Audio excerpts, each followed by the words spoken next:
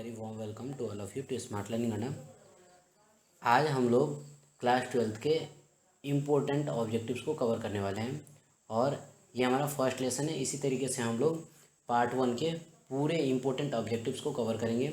और हमारा सब्जेक्ट कौन सा है? हमारा सब्जेक्ट है केमिस्ट्री। ओके, सो आपको क्या करना है, आपको इस वीडियो को ज़्यादा से ज़्यादा शेयर करना है ताकि जितने भी नीडी स्टूडेंट्स हैं उन सब तक यह वीडियो पहुंच सके, उनको फ्री एजुकेशन मिल सके।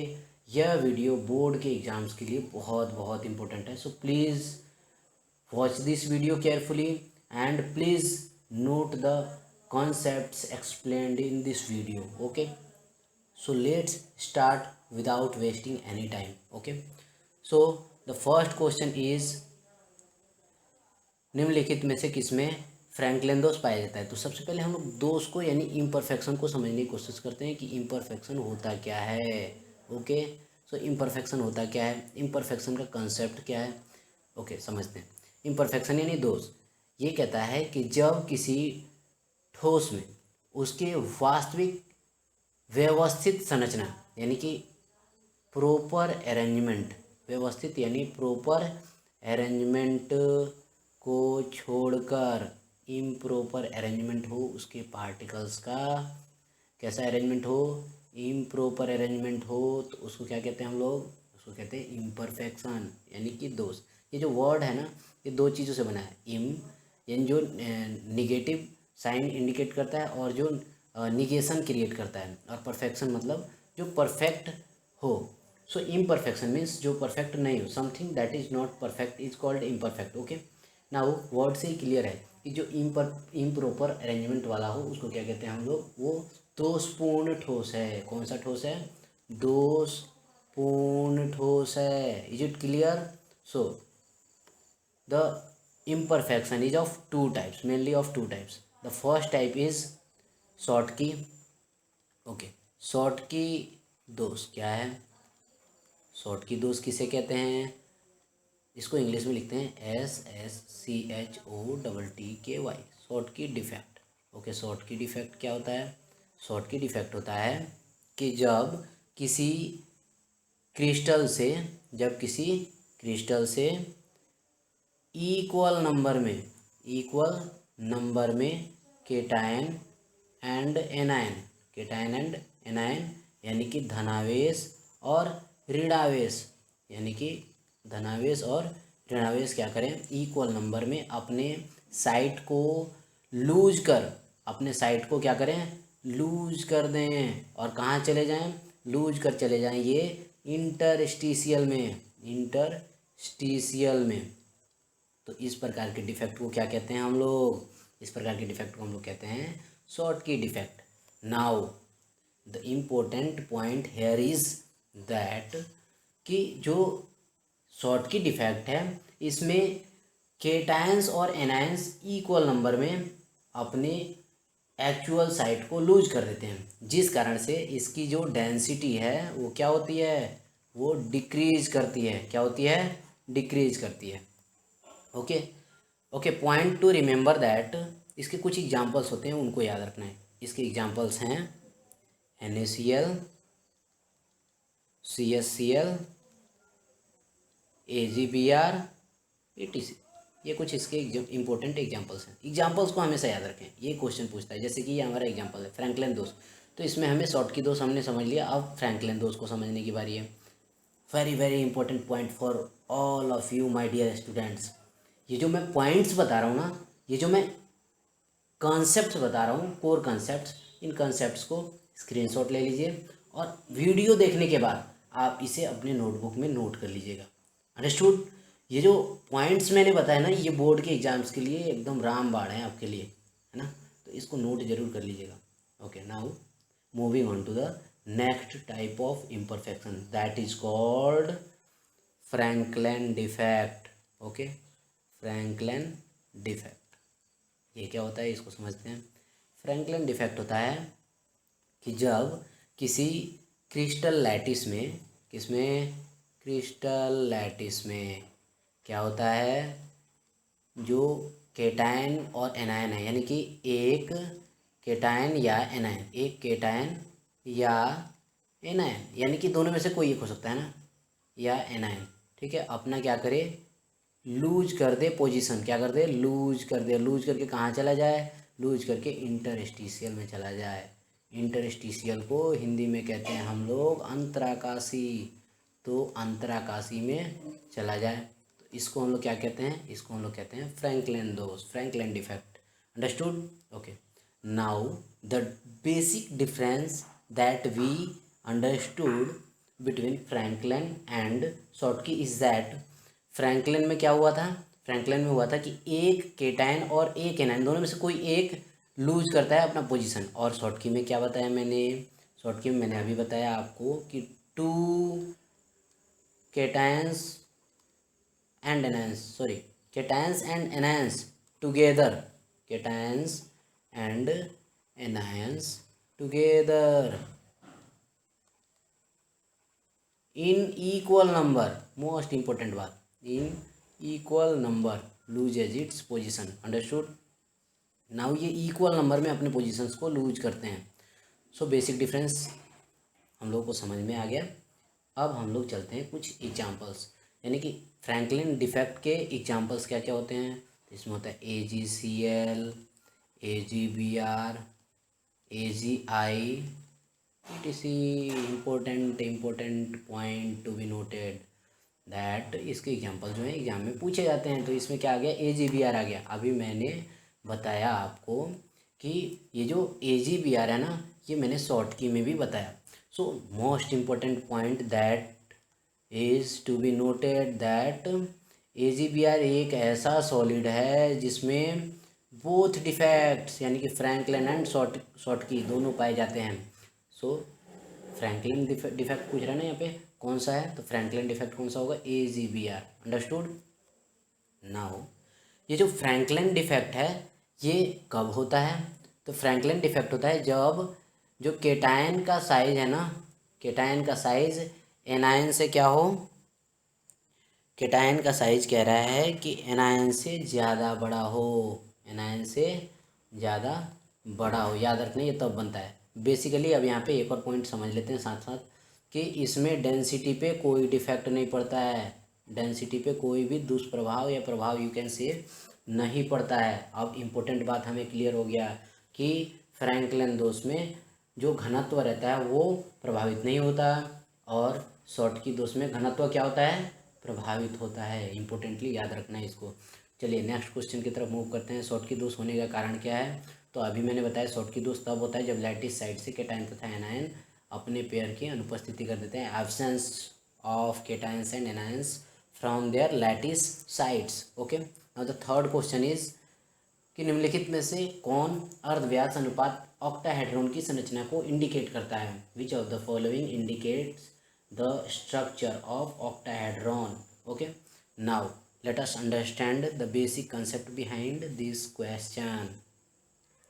Okay, ये कह रहा है कि अर्धव्यास अनुपात, अर्धव्यास अनुपात क्या होता है, ये अर्धव्यास अनुपात का मतलब होता है कि केटायन के रेडियस अपॉन एनायन के रेडियस का रेशियो।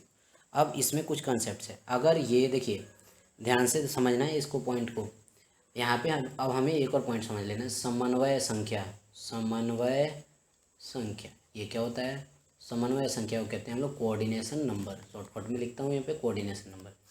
कोऑर्डिनेशन नंबर होता क्या है, ये कहता है कोऑर्डिनेशन नंबर का डेफिनेशन कि किसी स्फीयर के चारों तरफ उसके स्पर्शी स्फीयर्स की नंबर्स को, स्पर्शी स्फीयर्स के नंबर्स को, जितने भी उसको टच कर रहे होंगे उनके नंबर्स को क्या कहते हैं हम लोग, उनके नंबर्स को कहते हैं समन्वय संख्या।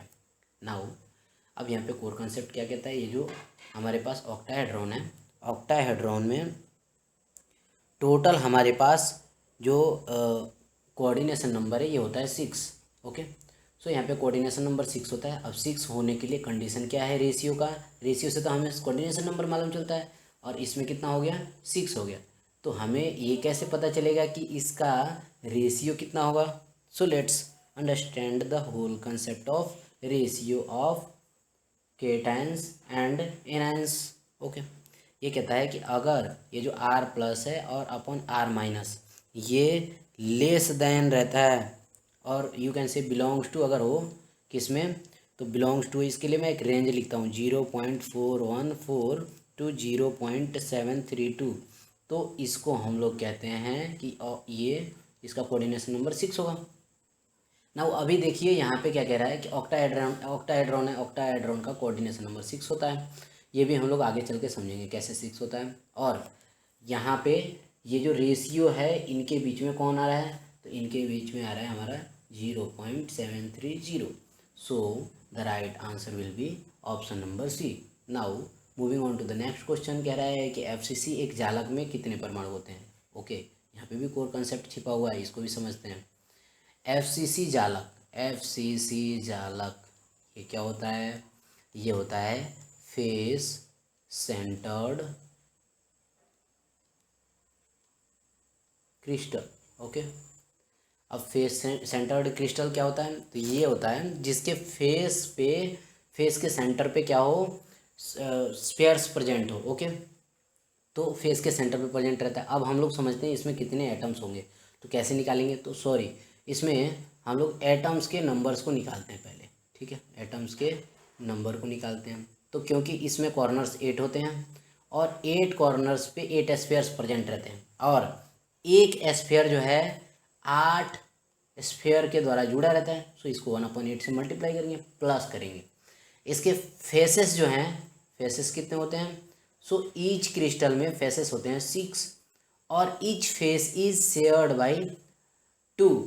Okay, so each face will be each sphere will be shared by 2 faces. Now 1/2 will be there and 8 will be cancelled. So 1 plus 2 3 जा 6 and 3 will be equal to 4. तो हमारे पास आ गया नंबर ऑफ एटम कितना, 4 आ गया। सो option number D will be right. Now let us understand the concept of BCC. Okay, BCC का concept क्या कहता है, बीसीसी का मतलब होता है बॉडी सेंटर्ड क्रिस्टल। ओके, ये क्या कहता है, ये कहता है कि किसी क्रिस्टल के बॉडी के सेंटर में, जैसे मैं एक यहाँ क्रिस्टल सामान्य ड्रॉ कर रहा हूँ इसको समझने के लिए सिर्फ। ओके, नाउ इधर से ये हो गया, ये हमारे पास क्रिस्टल हो गया। इसके बॉडी के सेंटर में यानी इस पोजीशन पे कोई हमारे पास एक प्रेजेंट है स्फेयर, और हमें टोटल इसका कोऑर्डिनेशन नंबर निकालना है, तो sorry total number of atoms निकालने हैं। तो ये कह रहा है कि इसके कॉर्नर्स पे कितने स्फेयर्स, 8, और 8 स्फेयर्स हैं, और एक कितने के द्वारा शेयर होते हैं, तो 8 के द्वारा शेयर होते हैं। तो 1/8 से मल्टीप्लाई कर देंगे इसको, और 1/8 से मल्टीप्लाई करके प्लस करेंगे। इसके बॉडी में कितने हैं, तो इसके बॉडी में 1 हैं, और इसलिए 1 को हम लोग प्लस कर देंगे। So 8 and 8 will be cancelled, so 1 + 1 will be 2।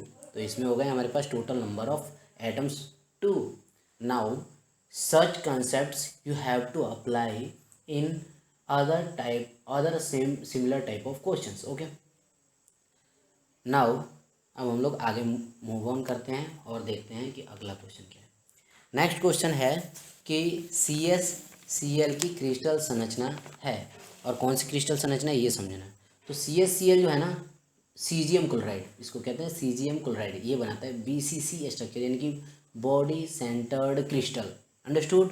So always remember this point, BCC मतलब बॉडी सेंटर्ड क्रिस्टल, यानी कि इसको कहते हैं हम लोग अंतः केंद्रित जालक।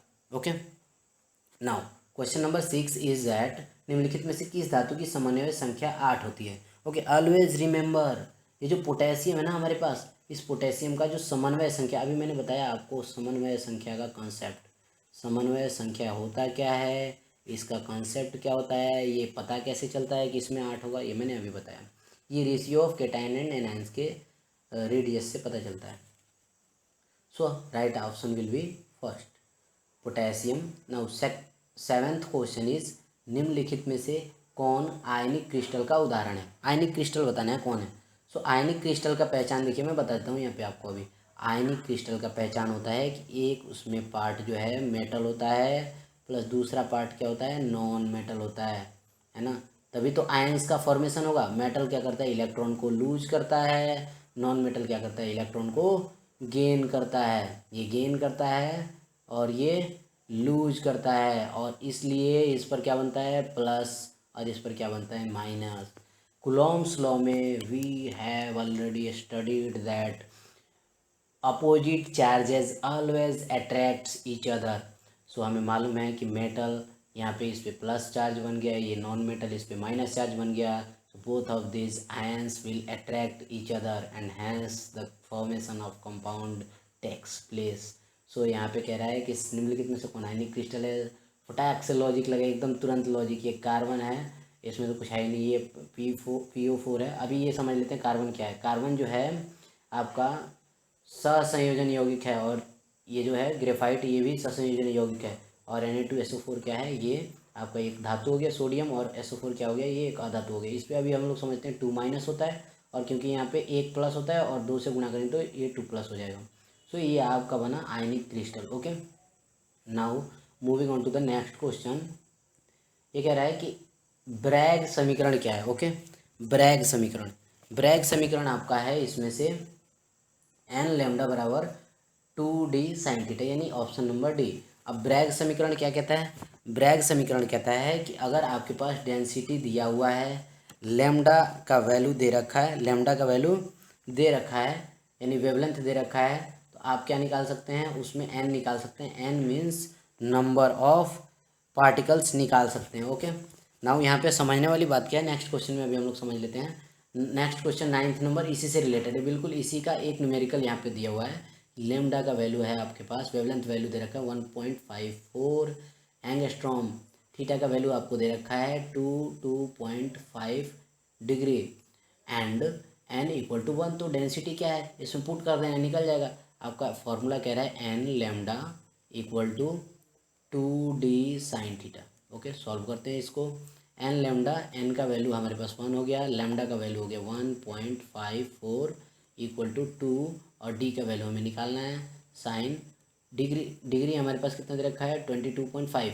Okay, so it will B 45/2, और साइन 45/2 का वैल्यू कितना होता है, तो 1 इंटू 1.54 एंड 2 इंटू डी, और इंटू साइन 45 का हमारे पास वैल्यू होता है 0.383। अब इन सबको इधर भेजते हैं, तो डी का वैल्यू हमारे पास आ गया 1.54 अपॉन 0.383 इंटू 2। सबको सॉल्व करेंगे तो हमारे पास कितना वैल्यू आएगा, सबको सॉल्व करेंगे तो ये वैल्यू हो जाएगा 201 एंगस्ट्रॉम। ओके, समझ में आया। अब आपको क्या करना है, ऐसे क्वेश्चंस को अपने नोटबुक में नोट कर लेना है, ये एग्जाम के पॉइंट ऑफ व्यू से इम्पोर्टेंट है। ओके, नाउ 10th क्वेश्चन है कि बॉडी सेंटर्ड क्यूबिक एकक सेल में लैटिस बिंदुओं की संख्या कितनी होती है। बॉडी सेंटर्ड अभी मैंने बताया था BCC में कितने होते हैं, तो BCC में 8 कॉर्नर्स पे स्फेयर्स प्रेजेंट रहते हैं, और each sphere is shared by 8 others. So 1/8 से मल्टीप्लाई करते हैं, प्लस बॉडी सेंटर में इसके एक रहता है, तो एक को प्लस कर देंगे। Now 8 and 8 will be cancelled, and 1 + 1 will be there, so it will be equal to 2। Right option will be option number C. Okay, so logically हमने सारे पॉइंट्स को कवर कर लिया। ओके, आपका काम है कि इनको स्क्रीनशॉट लीजिए और अपने नोटबुक में इसको प्रिपेयर कर लीजिए, रेडी कर लीजिए for the point of view of your board exam. Okay, now 11th question is simple cubic एकक सेल की संकुलन क्षमता कितनी होती है। सिंपल क्यूबिक एकक सेल की संकुलन क्षमता कितनी होती है, अब हमें पता करना। देखिए, सिंपल क्यूबिक एकक सेल को लिखते हैं SCC। Okay, let us first erase all of this now. अब इसमें हम लोग संकुलन क्षमता से क्या समझते हैं, तो संकुलन क्षमता को पहले समझ लेते हैं। संकुलन क्षमता, इसको इंग्लिश में कहते हैं पैकिंग इफिशियंसी। ओके, ये क्या कहता है, पैकिंग इफिशियंसी कहता है कि एक एकक सेल के अंदर गोले का आयतन, एकक सेल के अंदर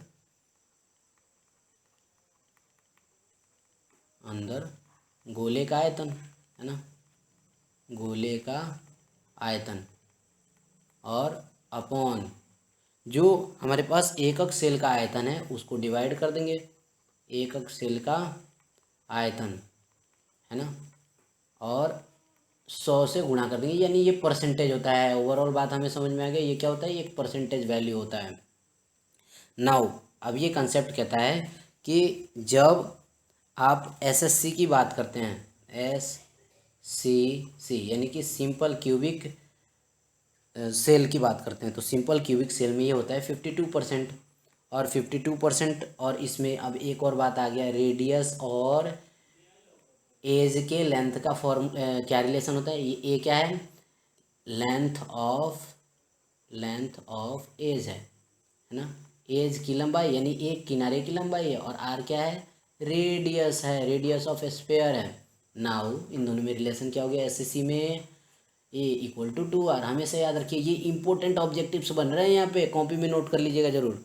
नाउ नेक्स्ट पॉइंट कह रहा है ये BCC means body centred cell. Body centred cell में क्या होता है, ये होता है 68%। यहाँ पे मैं इसका एज का लेंथ A और रेडियस में रिलेशनशिप बता दे रहा हूँ, 4R/√3, है ना। हमेशा याद रखिए ये इंपॉर्टेंट ऑब्जेक्टिव्स हैं, न्यूमेरिकल्स पॉइंट ऑफ व्यू से भी और ये बोर्ड के एग्जाम पॉइंट ऑफ व्यू से भी।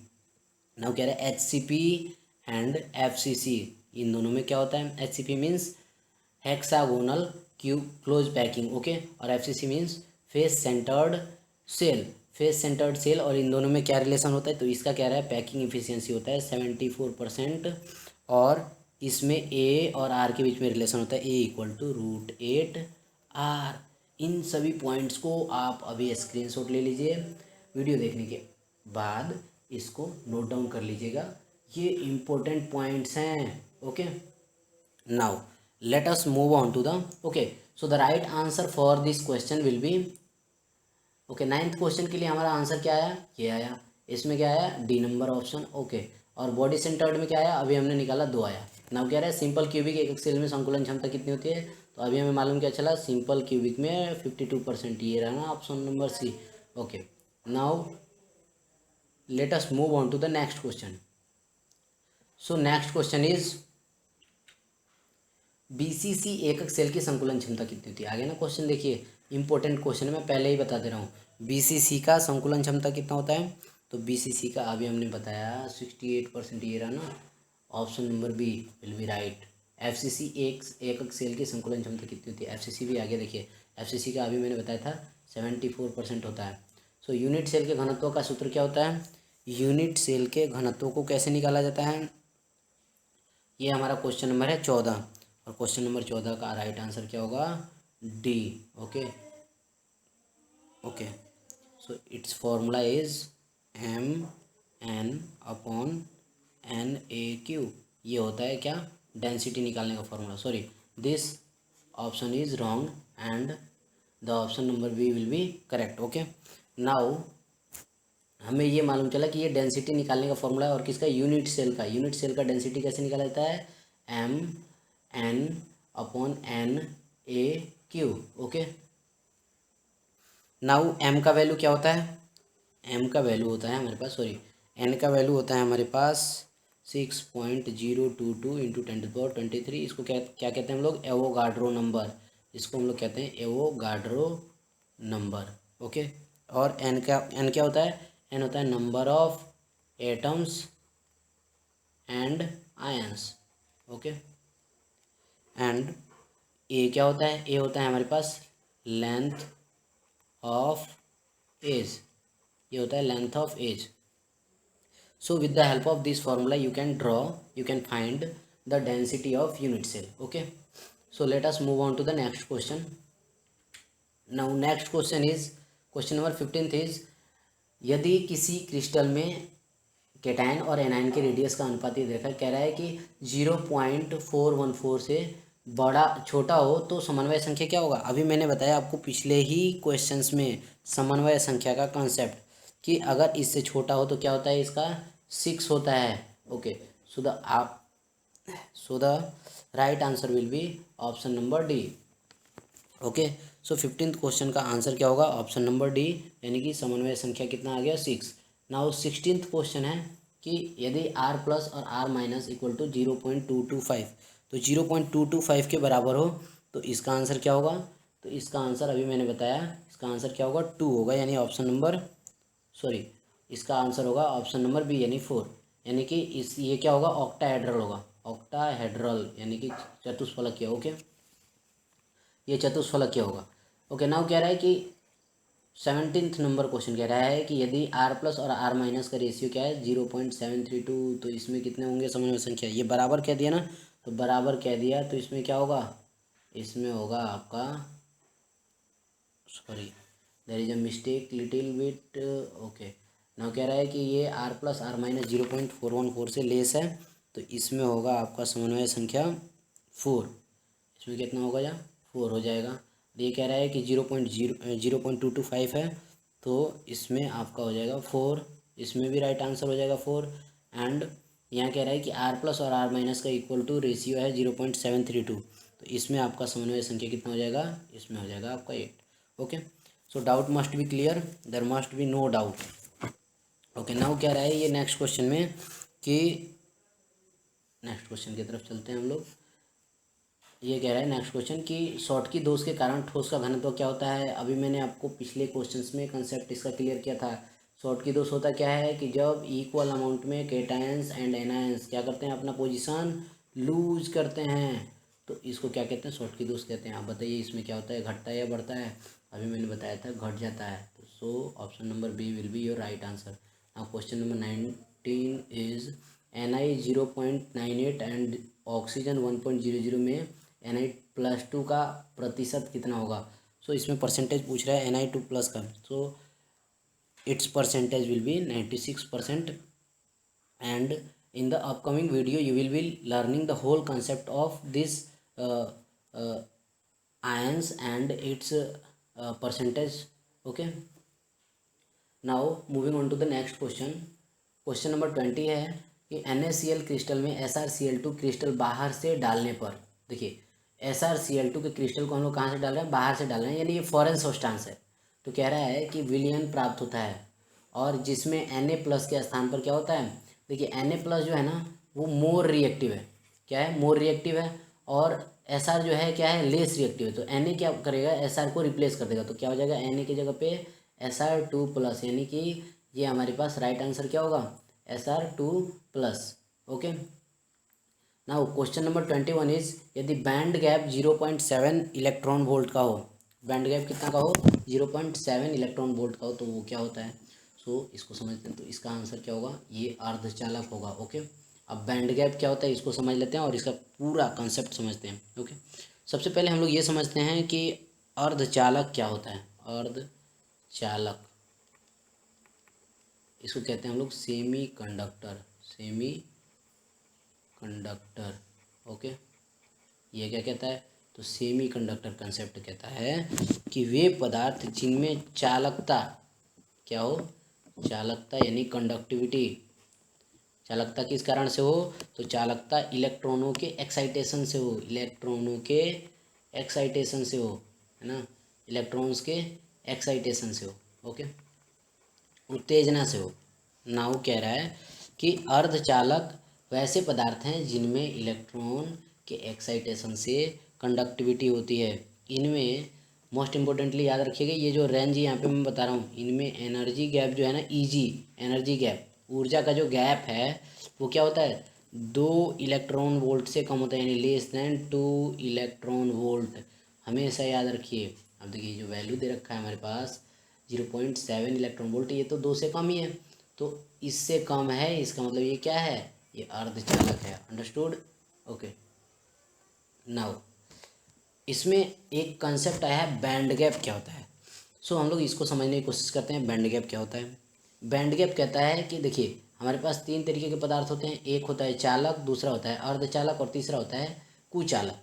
सो पहले चालक को हम लोग समझते हैं। चालक का कंसेप्ट क्या कहता है, जितने भी कंडक्टर्स होते हैं उनका कंसेप्ट कहता है कि ये उनका होता है वीबी। वीबी जहाँ भी लिखेंगे उसका मतलब क्या है, valence band, valence band. Okay, so valence band और ये होता है कंडक्शन बैंड यानी सीबी, इनके बीच में कोई गैप नहीं होता है, यानी कि एनर्जी गैप क्या हो जाता है, यहाँ पे 0 हो जाता है। There is no gap between conduction band and valence band, and इसलिए ये जो है ये प्रॉपर कंडक्टिविटी करता है। ओके, इसमें इलेक्ट्रॉनों का मूवमेंट वेरी वेरी इजीली हो जाता है, इस कारण से ये कंडक्टिविटी आसानी से करता है।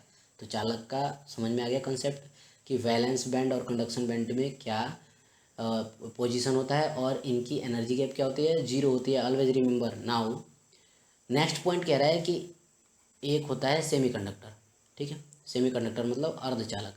अर्धचालक जो है ना, इनके बीच में देखिए गैप है ना थोड़ा सा, तो गैप है, ये गैप जो है ना Eg will be equal to 0.7 electron volt. Okay, energy gap will be equal to 0.7 electron volt. अब ये कह रहे हैं ये गैप जो है बहुत कम होता है, थोड़ा सा होता है, जिस कारण से इलेक्ट्रॉन जो है जब एक्साइटेशन में आते हैं तो ये उछल के इस जो वैलेंस बैंड है, इस वैलेंस बैंड से कहाँ आते हैं, कंडक्शन बैंड में चले आते हैं। ओके, सो इस तरीके का इसका कुछ कंसेप्ट रहता है। नाउ अब ये जो हमारे पास बचा हुआ है एक कुचालक, कुचालक का क्या कंसेप्ट कहता है, ये कहता है कुचालक वैसे पदार्थ होते हैं जिनके वैलेंस बैंड और कंडक्शन बैंड दोनों के बीच का जो फासला है, जो गैप है, ये क्या हो जाता है, बहुत अधिक का होता है। देखिए ये जो गैप है ये क्या है, बढ़ गया ना, तो गैप बढ़ गया तो इलेक्ट्रॉन उछल के इस बैलेंस बैंड से कंडक्शन बैंड में नहीं पहुंचेंगे। That's why they will not conduct electricity and they are called as insulators.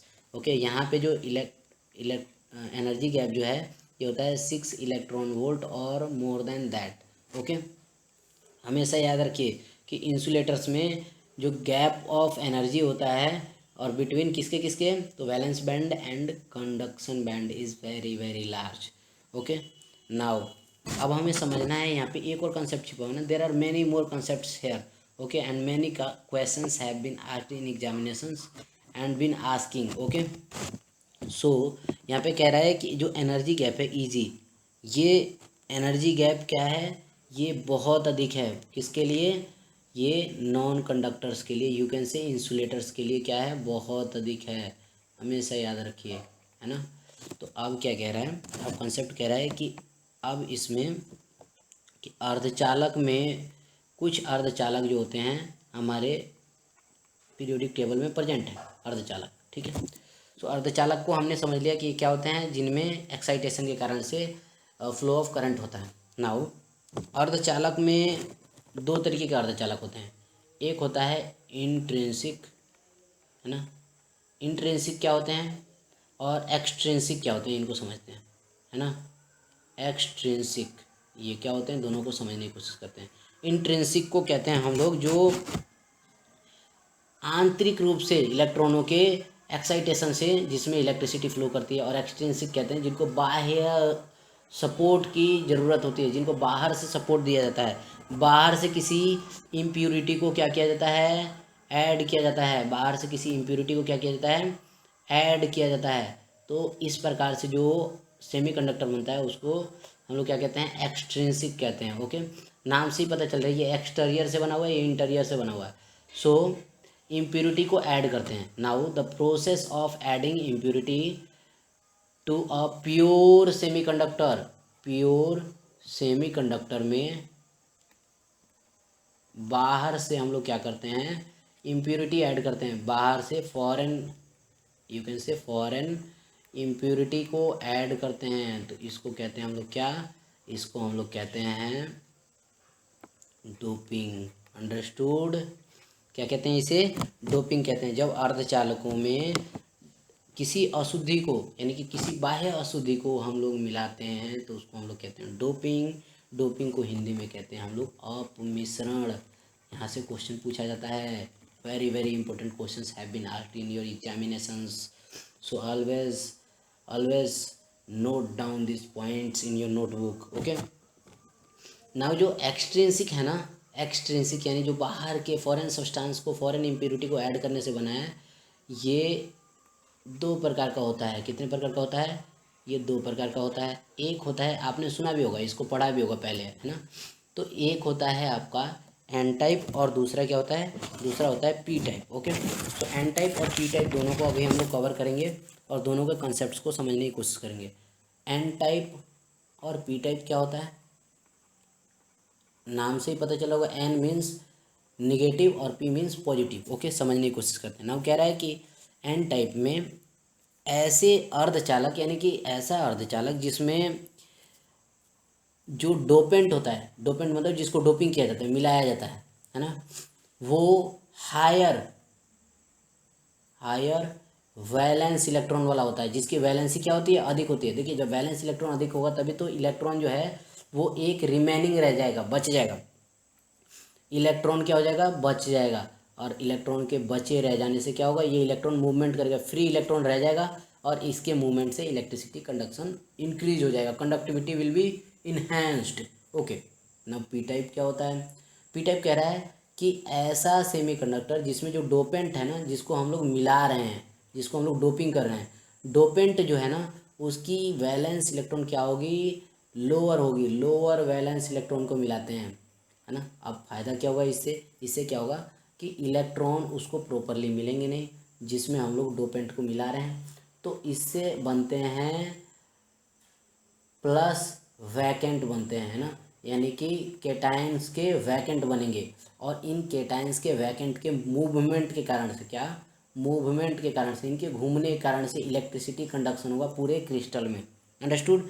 So the whole concept of N type and P type is that कि एन टाइप में अधिक valency वाले dopant को मिलाया जाता है, पी टाइप में कम valency वाले डोपेंट को मिलाया जाता है। जैसे कि मान लीजिए हमारे पास कोई 15वें वर्ग का अर्धचालक है, उसमें हम लोग क्या कर रहे हैं, 16वें वर्ग का एक इम्प्योरिटी ऐड कर रहे हैं। तो क्योंकि 16वें वर्ग का वैलेंस इलेक्ट्रॉन 6 होता है और 15वें वर्ग का 5 होता है, यानी कम वाले में हम लोग क्या कर रहे हैं, ज़्यादा वाला ऐड कर रहे हैं। तो इस प्रकार से जो सेमीकंडक्टर बनेगा, एक्सट्रिंसिक सेमीकंडक्टर, उसको हम लोग कहेंगे N type. Understood. Now let us understand some more examples.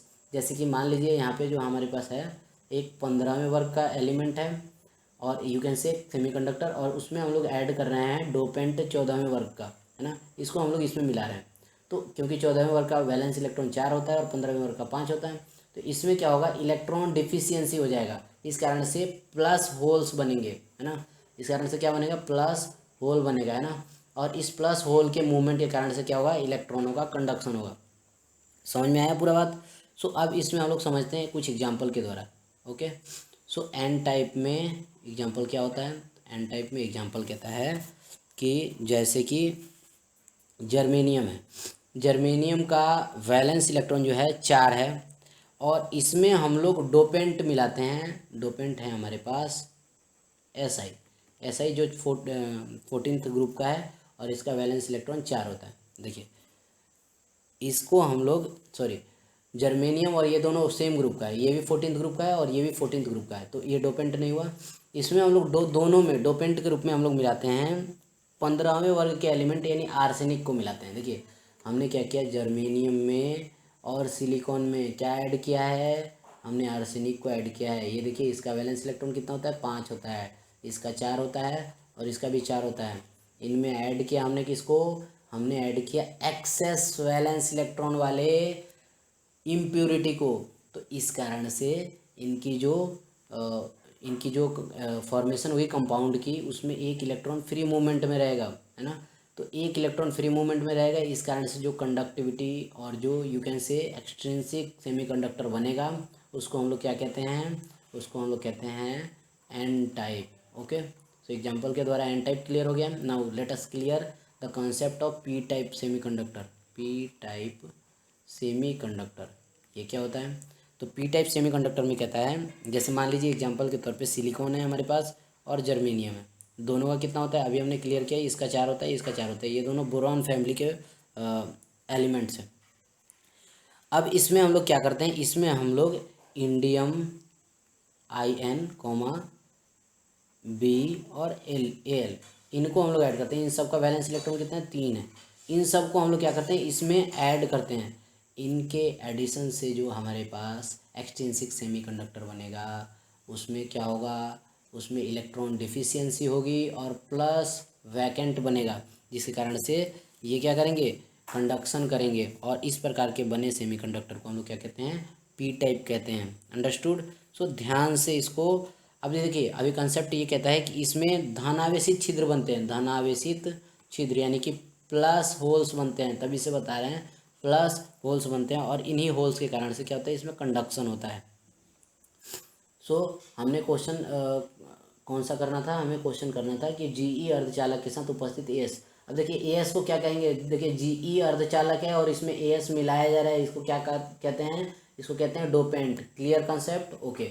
इससे रिलेटेड मैंने सारे कॉन्सेप्ट्स को बता दिया, सबको कॉपी में नोट डाउन कर लीजिए। ये बोर्ड के एग्जाम के पॉइंट से बहुत ही इंपॉर्टेंट हैं, okay. Now let us move on to the next question.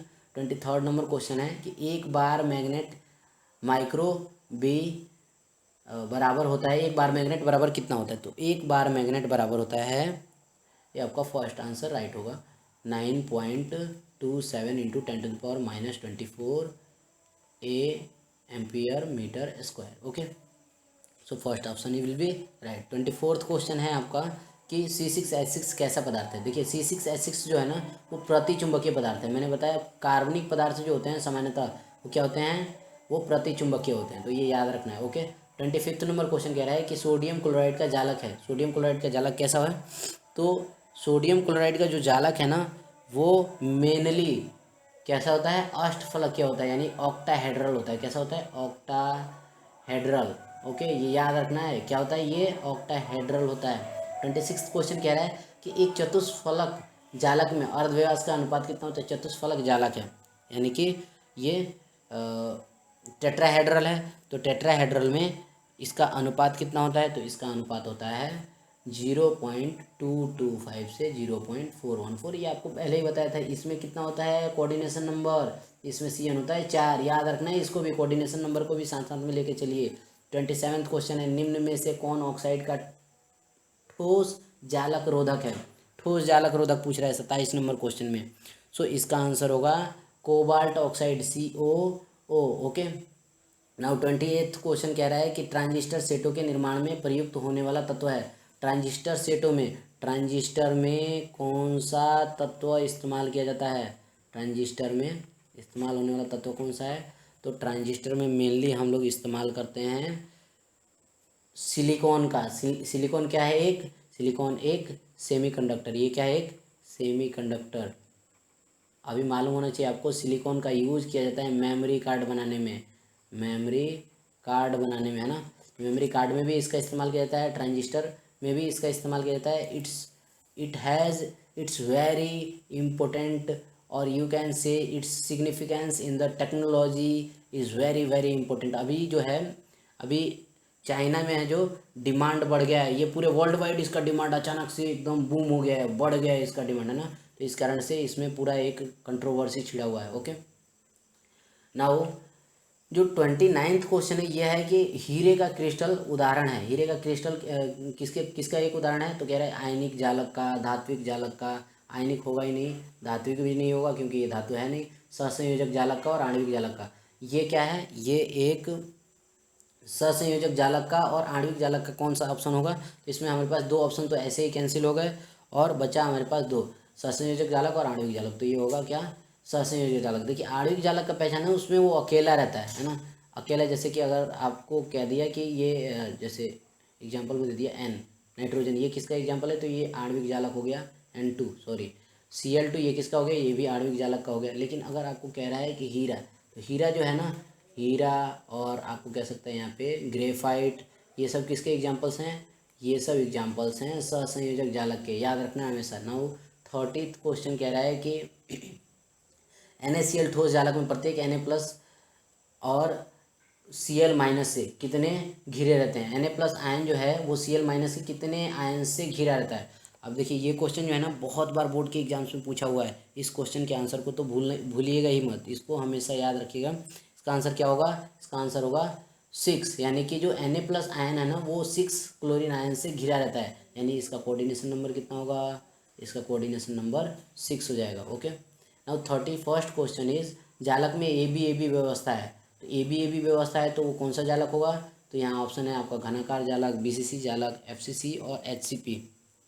तो इसका आंसर क्या होगा, तो इसका आंसर ऑप्शन नंबर डी होगा। इसको कहते हैं हम लोग HCP, यानी कि HCP का पूरा नाम क्या होता है, पहले ही बताया था आपको, hexagonal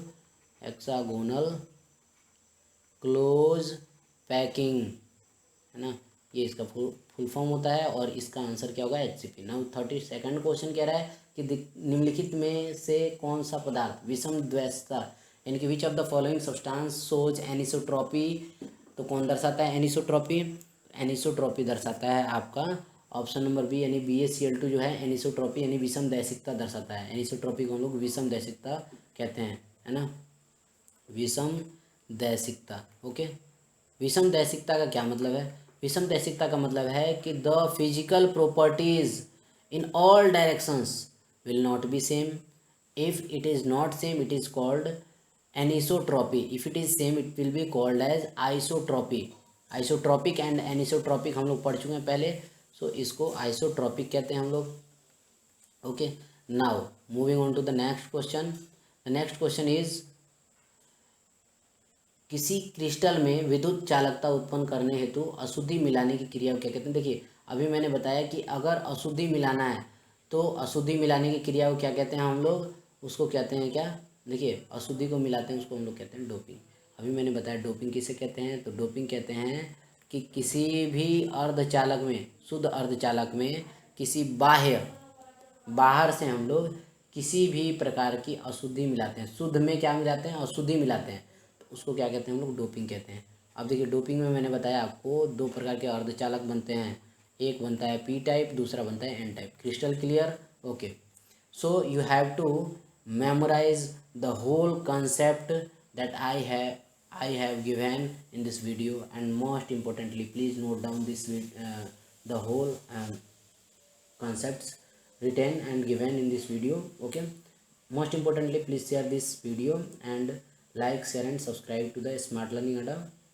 Thanks for watching. Have a nice day.